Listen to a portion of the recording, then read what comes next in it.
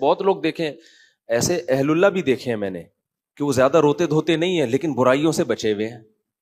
کیوں؟ جس ماحول میں پیدا ہوئے اس میں برائیوں کا ماحول نہیں تھا, بچپن سے ماں باپ نے تربیت کی, برائی کرنے نہیں دی. وہ کہتے ہیں بھائی ہم سے نہیں ہوتی یار, ہوتی نہیں ہے, جاؤ.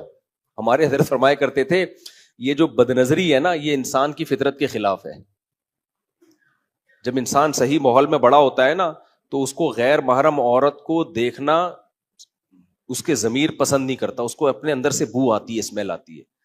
فرمایا کہ لوگ کیا کرتے ہیں, اللہ نے اسپرنگ لگائے ہوئے ہیں کچھ کہ جب نظر پڑتی ہے خود جھک جاتی ہے, تو لوگ آنکھیں پھاڑ پھاڑ کے دیکھ کے نا وہ اسپرنگ ڈھیلے کر دیتے ہیں, پھر دیکھنے کی لت پڑ جاتی ہے. پھر جس دن کوئی گزر رہی ہو نہ دیکھیں تو ڈپریشن میں جا رہے ہیں کہ پتہ نہیں کیا بہت بڑا کوئی علم تھا جو ان سے جس سے محروم رہ گئی. یہ ٹھڑک ہوتی ہے کہ یار دیکھیں تو, حالانکہ کچھ بھی نہیں ہوگا, تو دیکھے گا کچھ بھی نہیں ہے. موبائل میں کتنی تصویریں بھری ہوئی ہیں, گوگل پہ کتنی, تو جو جس قسم کا ڈیزائن دیکھنا چاہے دیکھ سکتا ہے نا. کتنے آج کل گناہ کے راستے.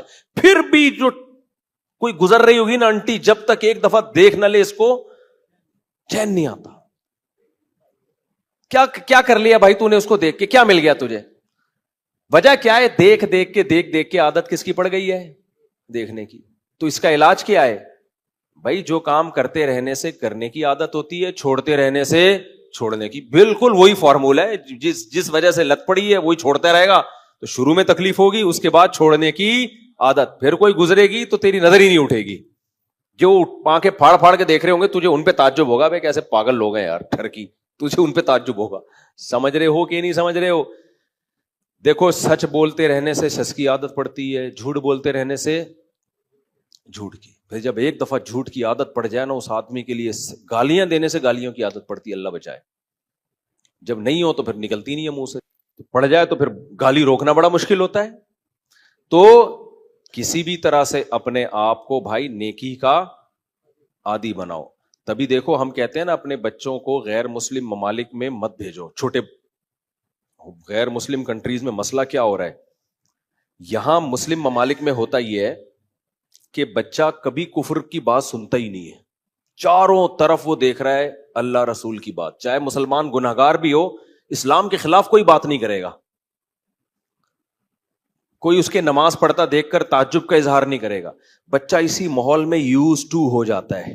اس نے نبی کے خلاف کبھی بات نہیں سنی ہوتی, اس نے اللہ کے خلاف کبھی بات نہیں سنی ہوتی.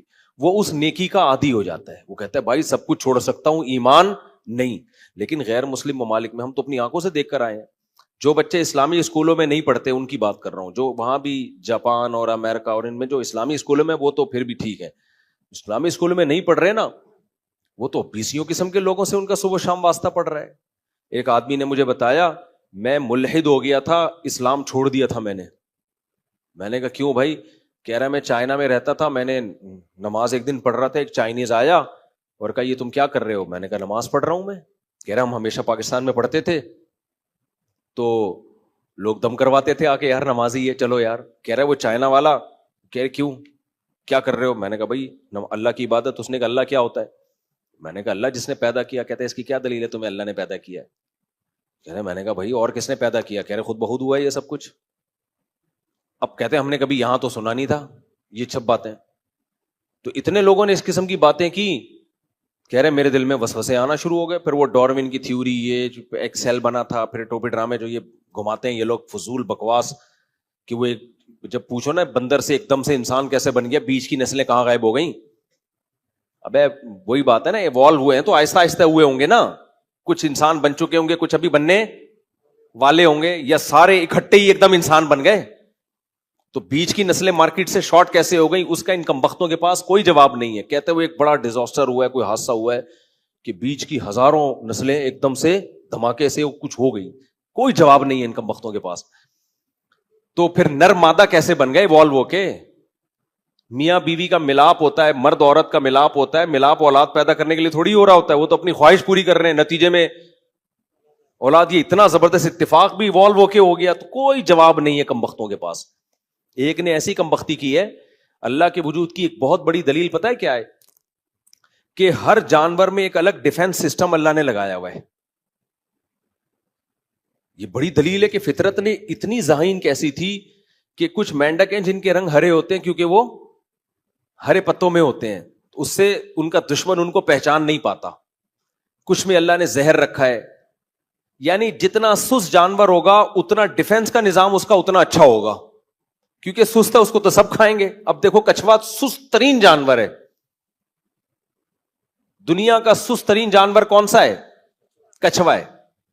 بھاگ ہی نہیں سکتا.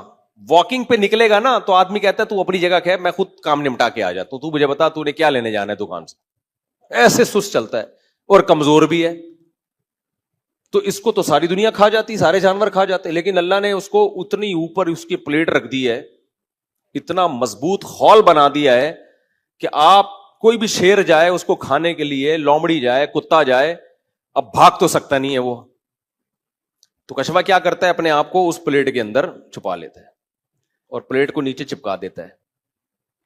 کتا بیٹھا ہوا انتظار میں، اب اس کے اوپر بیٹھ جائے پلیٹ کے اوپر، اس کو نوچے، اس کی جو ڈھال ہے اس پہ کوئی اثر بولو نہیں، اس پہ پنجے مارو، ہتھوڑے مارو، وہ انجوائے کرتا ہے، آرام سے بیٹھا ہوا. بولے جو کتا بیٹھا نا، کتا کہے گا کتا میں ہوں، حرکتیں تیری کتے جیسی ہیں. کیا کتا پن لگایا ہوا تو نے؟ اب کتا بیٹھا رہے گا، شیر بیٹھا رہے گا، کتنا ٹائم ہے. اچھا اس میں ڈر یہ ہوتا ہے کہ بھائی کچھوا اندر بیٹھ گیا نا، اب ہو سکتا ہے کچھوے کو تو 20 کام ہوں گے یار، اب کب تک بیٹھا رہے گا؟ شیر اگر بھوکا ہے وہ تو بیٹھا رہے گا نا باہر، تو اب کچھوا بھی تو بور ہو کے نکلے گا نا ایک دن.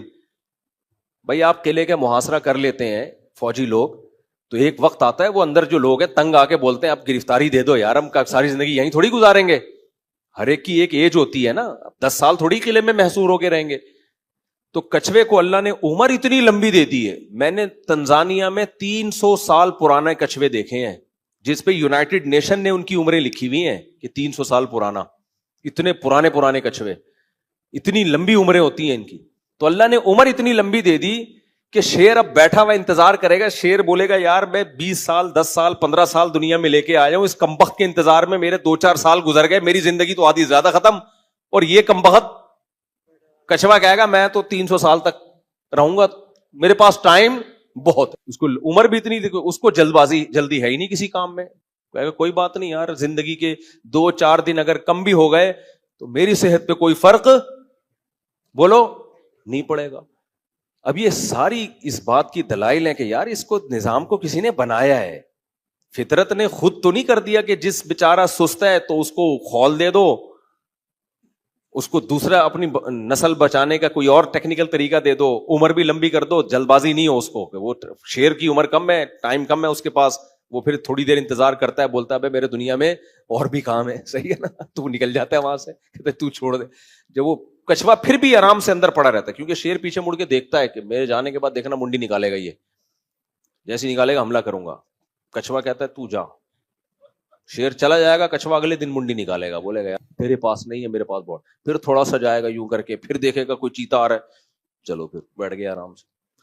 تو یار یہ نظام کسی نے بنایا ہے بھائی، یہ خود بخود نہیں ہو سکتا.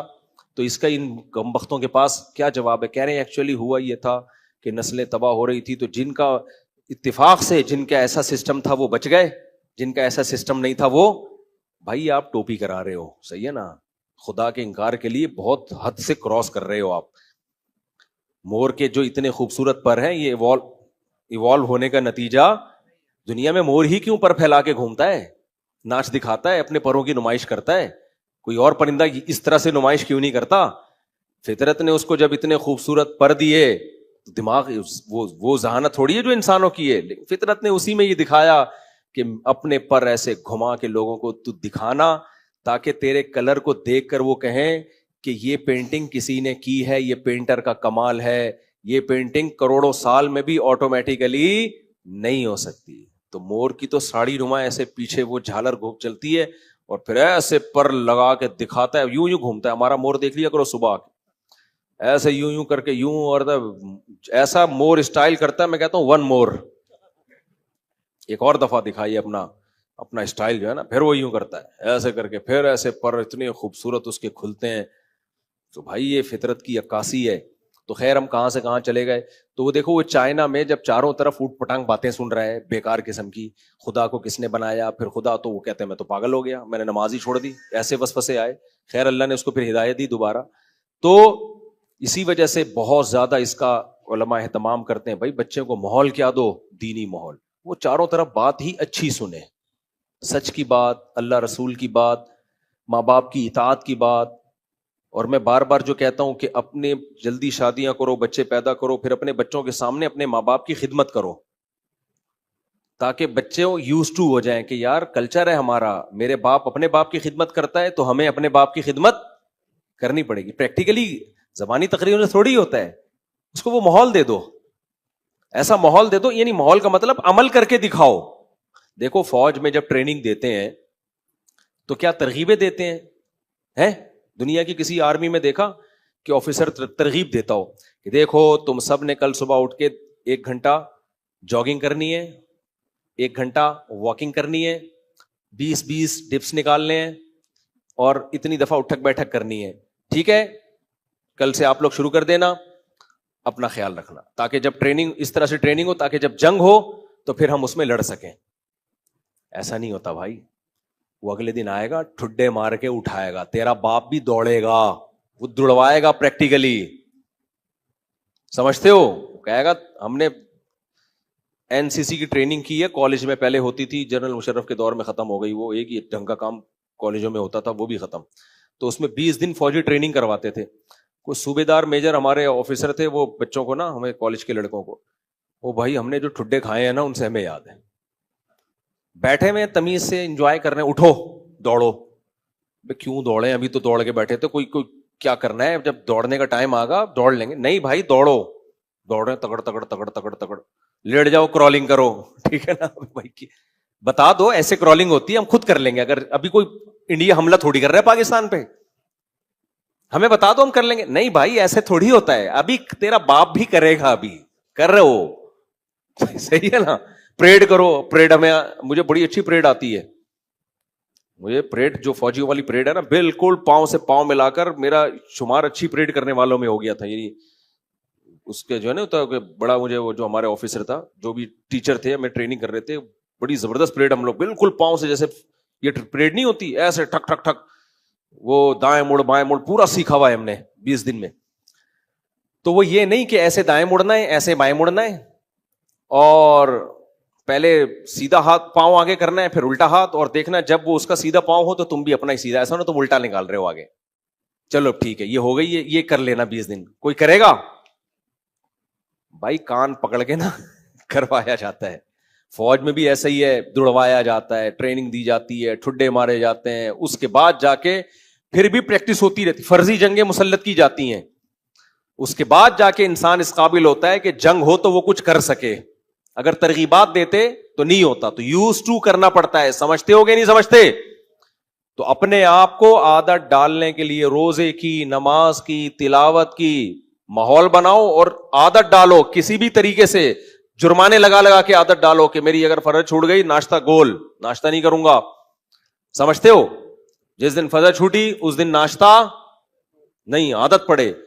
40 دن کسی بھی طرح سے کر لینا انسان کوئی کام کو, تو یوز ٹو ہو جاتا ہے, عادت پڑ جاتی ہے.